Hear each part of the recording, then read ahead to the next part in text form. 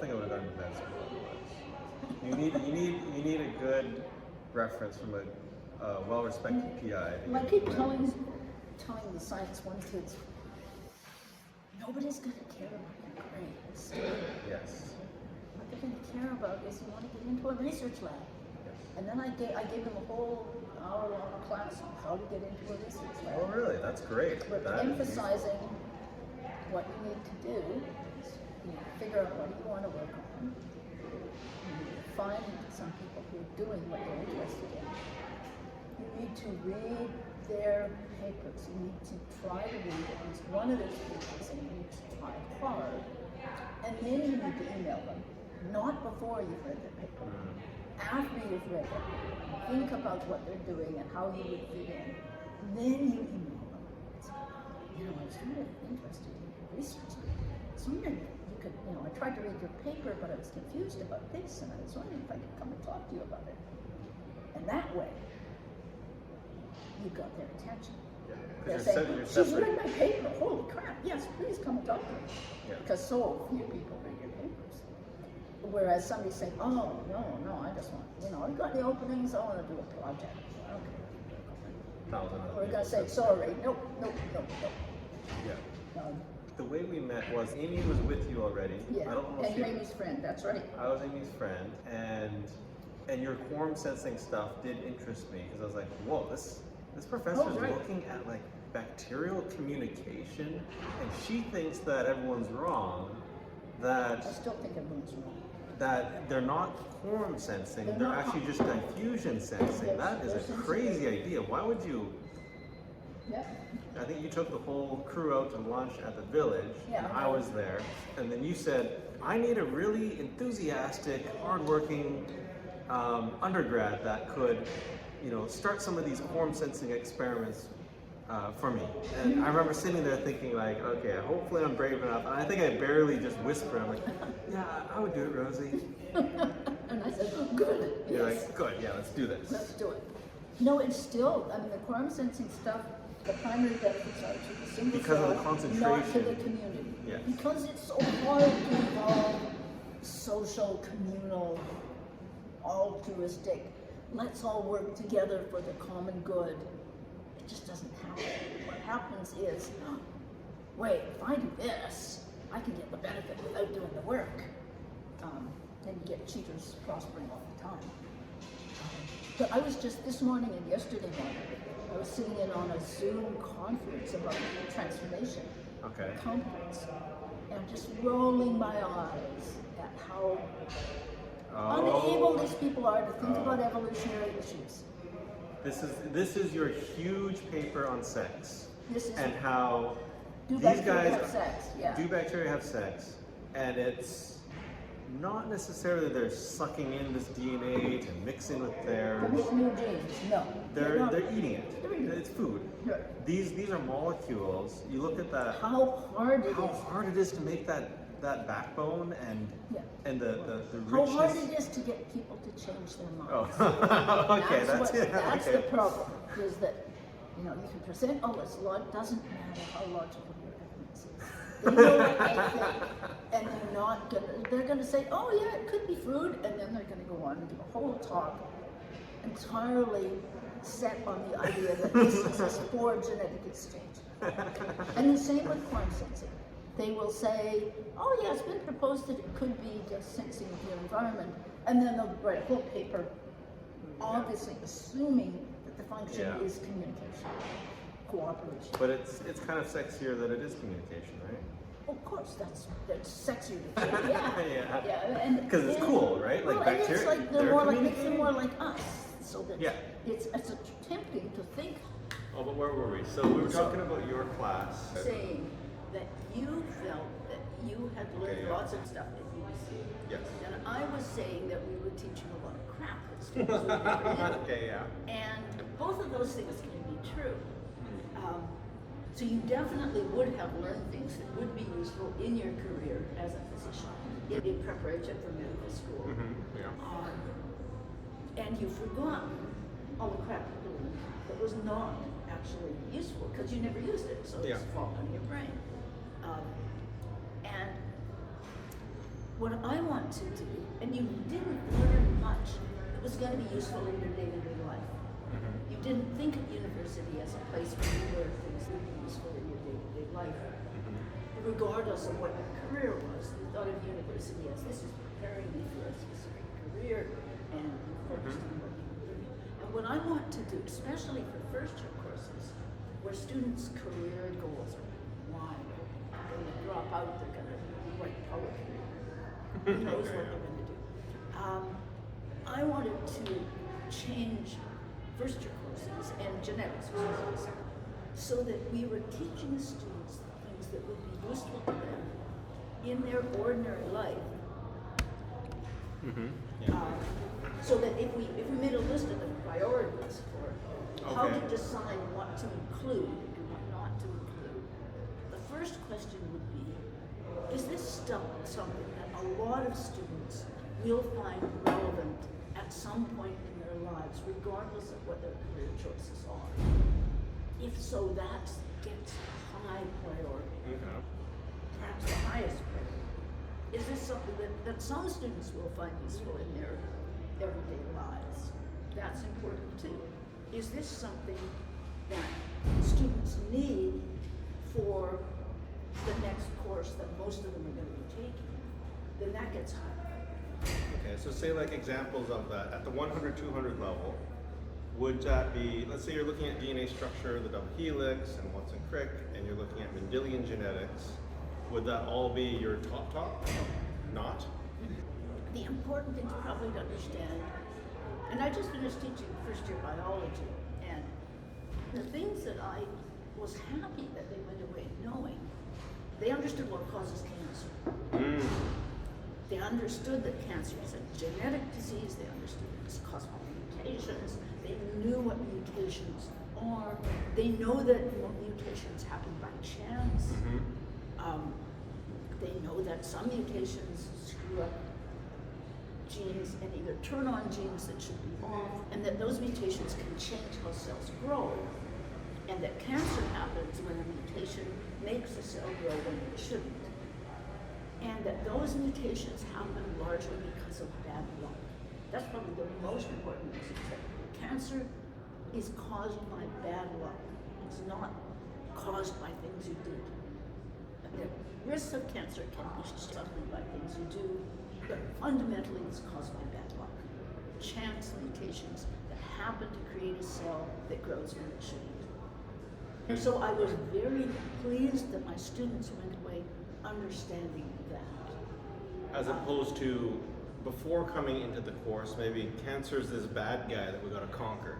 Cancer's this scary thing, and taking that sort of sense of stigma off of getting cancer and saying, this is that's an important component of understanding things genetically. Almost all the differences between the individuals are the same between different races. So we're 99.9% similar. You and I'm darker, so I'm more melanic in my skin. Most of us is the same. 99.9%. If we compared the sequence of your DNA and the sequence of my DNA, we would find that long strings where it's identical, and then a little different, and then a long string where it's identical. Yeah, and of those differences, most are in non-coding regions. Most of those differences are in places that don't make a difference. They change the sequence of the DNA, but it's a little bit, but they don't change how the DNA works. There's lots of ways you can change the sequence of DNA without changing how it works. And most of the differences between people are those kinds of differences. Most mutations, which are changes in the sequence of DNA, don't change how the DNA works. Most mutations, we say they are neutral in terms of they don't do us harm, they don't do us good. They're just trivial changes, typos that don't change the meaning of the DNA. Yeah, and if there were going to be big changes in the DNA structure or base pairs, then a lot of that is selected out through miscarriages. A big insertion or deletion or translocation, that big change. If it's going to screw things up badly, that embryo might not survive to birth. there would be a miscarriage. Many changes. The other thing to remember that it's important for students, we have 2 copies of everything. Copy from mom, and copy before dad. We get a complete set of all our genes from mom, and a complete set of all our genes from dad. And then we kind of shuffle those sets and give complete sets to all of our children. So because we have 2 complete sets, even if a gene in one of the sets is really messed up by a big bad mutation, we still have the other copy that still works fine usually. And so having one bad copy may not do much harm as long as we still have one good copy. It depends on the gene. You can have bad genes that actively do something harmful, and the fact that you had one good copy doesn't save you, but that's pretty rare. Nature itself kind of keeps us similar. It will select out a lot of the... Natural selection, not just nature. Nature's very big. Natural selection is a much more specific term, but it describes that individuals with genes that don't function well tend not to survive, tend not to have kids, tend not to pass those genes on. When you look at all of our different base pairs and you think, well, there's a lot of inefficiencies there, right? You're like, we only use 2% of this thing? That's crazy. Our genome is a mess. It's amazing that it works as well as it does. But we're actually, like, for the size of our genome and what we can do, it's actually pretty average, right? We're not a huge mess compared to a turtle. Everybody's genome is a big mess, but the parts that really matter work remarkably well. It's like your downstairs of your house is pretty tidy, functional, and then upstairs in the attic, downstairs in the basement, there's all kinds of junk and rubbish and stuff that might turn out to be useful, but it doesn't really interfere with the day-to-day function. And here we are.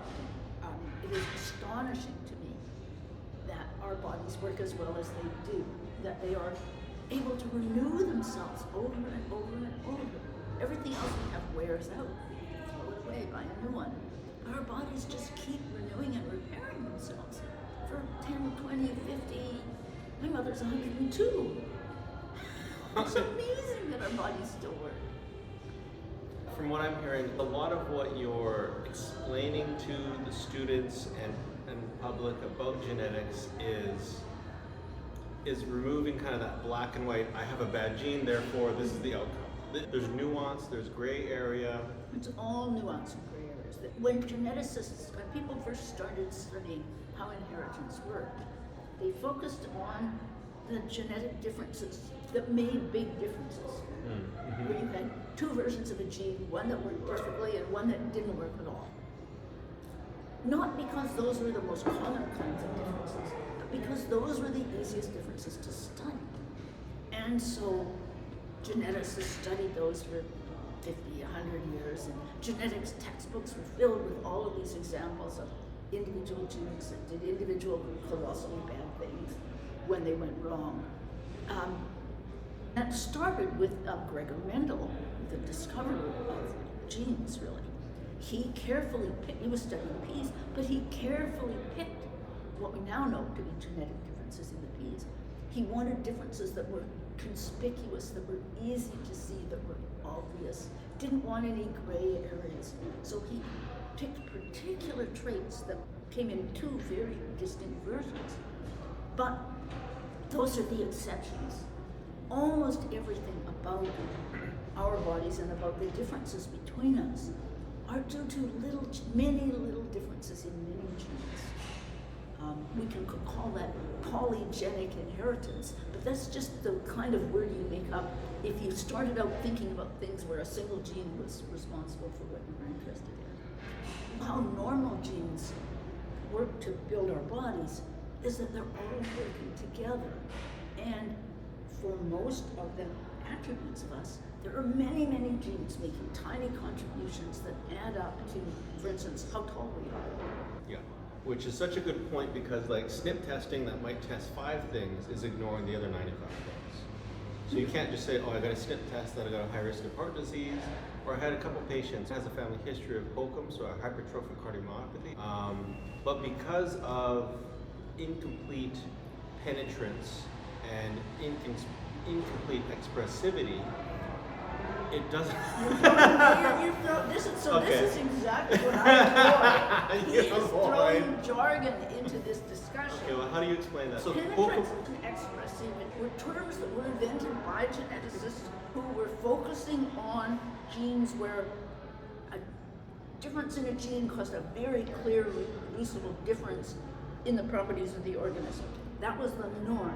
And when they found genes that didn't always cause exactly the same effect, or only cause sort of a partial effect, then they made up terms called penetrance and expressivity to describe what they were treating as exceptions to their norm of genes where single genetic differences made a very large conspicuous difference in the organism.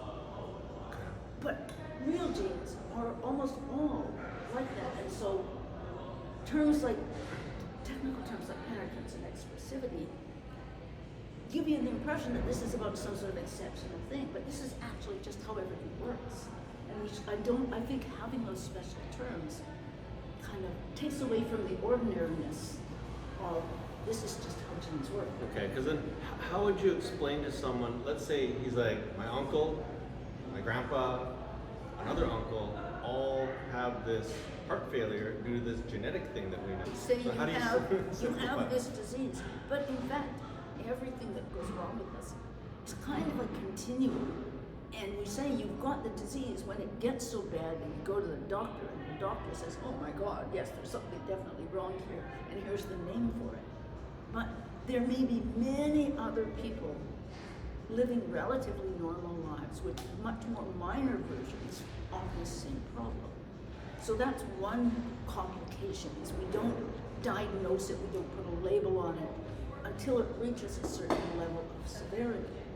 And how severe it is, it's most likely to be severe in people who have this particular genetic difference. But because the development of heart muscle is influenced by so many other genes, all of our muscles, and many, many genes influence how our muscles can work, develop and work. And this problem is caused by one of those genes having a particular defect. But if you have particularly supportive versions of other genes, it may not matter much. Yeah. And we often attribute to chance. I mean, all the factors are so complex. Some things we know really are chance, like, as I was saying, mutations are chance. But much of the other effects, chance is just the term we use for factors that we don't really know what's going on. We can't pin down exactly what's going on. So we say, oh, it's just chance differences. Some people have this mutation and they're still healthy, and some people have this mutation and their heart gets sick.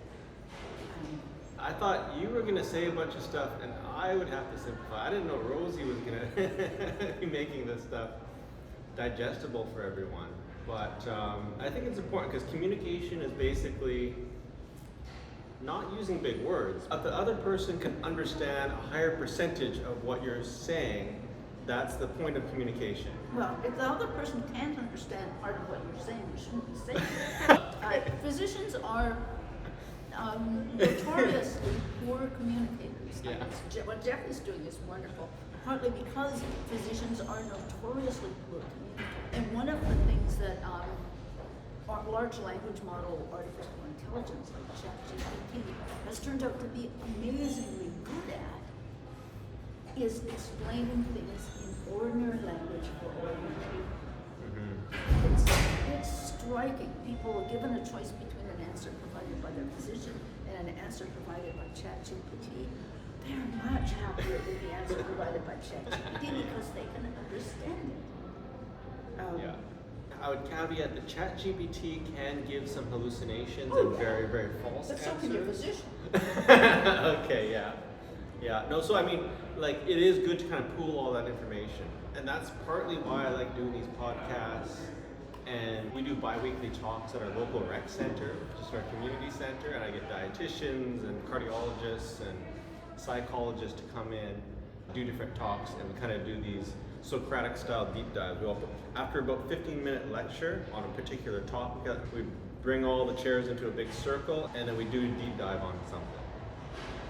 You would love that kind of thing. Yeah, So our last one was on resilience. which is partly genetically determined, but partly determined by a lot of other factors in our lives. And so maybe let's go into a little bit about everyone who's doing these SNPs. And you can SNPs are couple $100 you get all your is SNPs. the abbreviation name for the single genetic differences. We're different at about one place in 1,000 in our DNA. 99.9% identical, but about one base in 1,000 is going to be different. Those differences are called SNPs. Single nucleotide polymorphisms. Yeah, which is pronounced SNP, pronounced SNPs. And by analyzing those and looking at people's differences in their health outcomes, we can make inferences about how the genetic differences contribute to the health outcomes. And we can say, oh, people who have this version of this sequence and this version of this sequence and this version of this sequence are more likely to have heart disease, Yeah. or more likely to have Alzheimer's, or less likely to have gallbladder cancer, or whatever. Yeah. It's associated with a population that's. How do you explain all this? Right? Okay. So, Yeah, so associated with is one of those dangerous phrases that can mean whatever you want it to mean. Yeah. All these DNA differences, some of them are actually causing the differences in, say, gallbladder cancer. And some of them are just, this difference happens to be next door to a Yes. difference that is Yeah. causing the gallbladder cancer. It's nearby, so it tells us this little part of the chromosome is where there's a gene where differences matter for gallbladder cancer. And these differences, how big an effect these different, what really matters is, do these differences have a tiny effect on your risk? Do they have a big effect on your risk? So that's one side of it. How big a difference do the genetic differences that we're finding make in terms of your risk? But the other factor that's equally important is, how big is the risk anyway? So if gallbladder cancer is really, really rare, and you have a genetic difference that doubles your risk of getting gallbladder cancer, if it was only a 1 in a million chance of getting gallbladder cancer, now it's a 2 in a million chance of getting gallbladder cancer. Big whoop, that's a tiny difference, it's not worth worrying about. But if this is a difference that affects your risk of getting heart disease, and it increases your risk by, say, 20%, then that's actually quite a big effect, because heart disease is already so common, that maybe for 20% you go from the risk of having heart disease from 30% to being like 36%. That's enough of a difference that maybe you want to get a bit more exercise. We should talk about exercise. okay. What's important? Genetics versus environment, nature versus nurture. If a lot of it is environmental, and whether it's 40% or 50% or 60%, and you want to live a long time, you want to live a long, healthy life, what are the environmental things, the things you can do that will perhaps compensate for a crappy genetic hand that you were dealt, Yeah. or that will enhance a good, lucky genetic hand that you were dealt? What are the things that you can do that will live longer, live healthy? Okay. So you think focusing on those controllable factors is very important. What's striking is how big an effect exercise has on all kinds of things that we wouldn't have thought exercise had an effect on. So we've been saying, oh, you know, you gotta do cardio, you gotta keep your heart and your lungs strong. And that's true.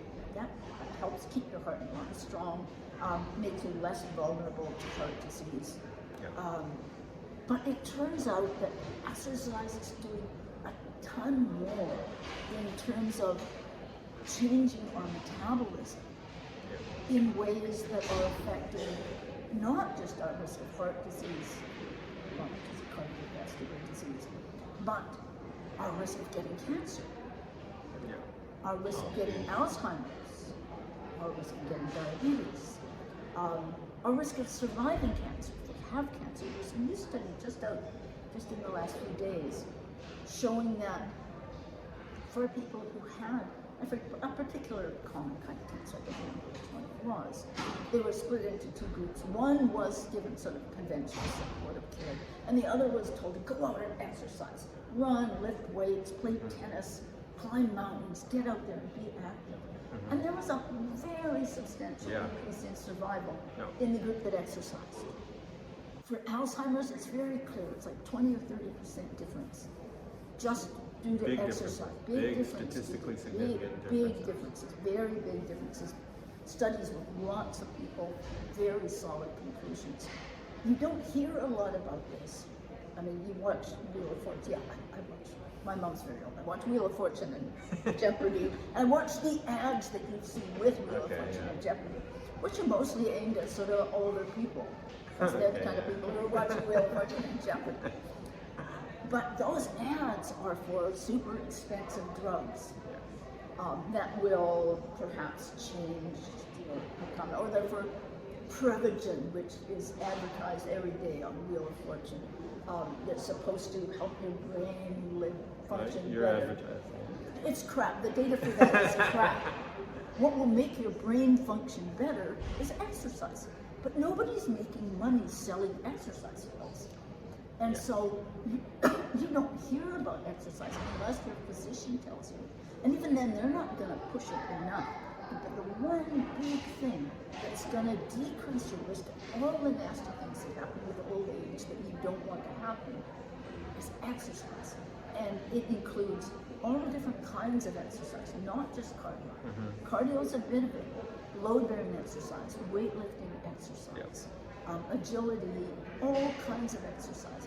And it's partly that exercise makes your mitochondria work harder. That's right. And that's good for your body. Your mitochondria are toned up and in better shape, and your body functions better when it's been getting lots of exercise. Yeah. And we never would have thought this 50 years ago. No, it wouldn't have occurred to us that this would be the case. Yeah. I mean, it's funny, but that's what my company's all about. Looking at lifestyle factors and what control you have to determine health. Increased probability of better health outcomes. We look at social connections, stress, sleep, nutrition, and exercise. Of which So- exercise is the one that matters most. It really is. So that's the one you would highlight. But Absolutely. I would say that's the one for which we have the strongest data. So you Any still do exercise? I rode my bike here from kids. So, yes. you do. And I go to the gym. I don't go to the gym for a long time, but I go there. Lately I'm trying to go there a lot. And I can bench press the bar, and I can squat the bar. It's a 45 pounds. It's not very much, but it's better than nothing. no, that's good. That's good. Deadlift the bar. You look really good. I can't believe it's been 25 years since we met. Wow. Aging's changed a lot. Like better now than it was Oh 20 yeah, years I ago. mean, somebody my age 25 years ago was really old. At least it seemed really old. It's hard to say because of course your judgment is totally skewed by whatever age you are, and everybody else seems old. So it's hard to say. Overlaying genetics onto functional tests and medical tests is a very interesting thing for me. Genetics can be a good, even though you can't change your genetics, it can be a good motivator. If you know that, you know, your dad and your grandma and your uncle all died of heart disease, then it's easier to motivate you to get out there and go for a run. If you were a clinician, you wouldn't be using genetics to scare someone or label something or someone. How would you use your genetic knowledge? It's so hard to motivate people, and the whole thing. I mean, I'm thinking about willpower. I'm thinking about successes and failures of what we think of as willpower. So we always think about controlling our weight, controlling what we eat as being a matter of willpower. And it feels like willpower. It feels like you are making a conscious decision. Am I going to take that orange or am I going to grab that chocolate? It feels like a conscious decision. Am I going to eat now or am I not going to eat now? But feels like that to me. the new drugs, the new GLP-1s. GLP-1 drugs are telling us that willpower is chemistry. Those drugs are basically creating willpower Well, they're purely on chemistry. And people are doing what we would always have attributed to willpower Yeah. because they took a pill or a shot. It really, You're right. There's definitely genetics. I mean, I try to control my own weight. Once in a while, what I think of as willpower will kick in, and I will be able to say, no, I'm not going to eat lunch, I'm not going to eat anything.